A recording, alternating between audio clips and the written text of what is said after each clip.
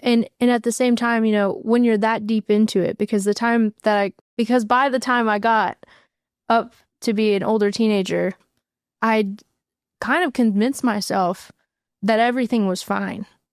Like, I knew that there was a problem with me at that point, because obviously when you go through that kind of stuff, you've got trauma and you've got all of these things that come up, but I didn't even... Did you always think it was you? Or did you think it was something was wrong with him too? Thinking that it was only me came with time. So, like, I'll give you an example. So by the time I was like 18 or 19, I'll give that as like a rough estimate, I was fully convinced that there was something was wrong with me, but I didn't know what it was, even though the issue was glaringly obvious.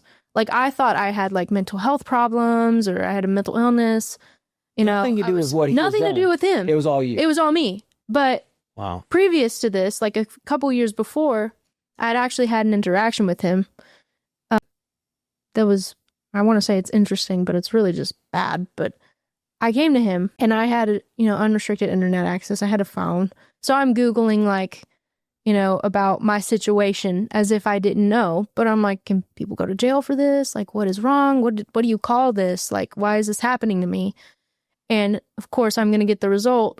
If someone is doing this to you, they're going to go to prison. This is an illegal thing. You're a victim. Like, you need help. And I went to him and I was like, hey, you know that this is wrong, right? Like, beyond the Bible or anything like that, legally, this is wrong. Yeah. And he was like, I know.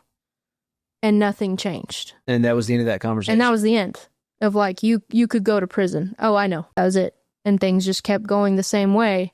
And it led to me convincing myself that I had something wrong with me that had nothing to do with what happened between me and him or what was happening and all of that stuff. It's like where I'm standing now, I'm like, wow, it's so weird that your brain can convince you that nothing that happened was wrong.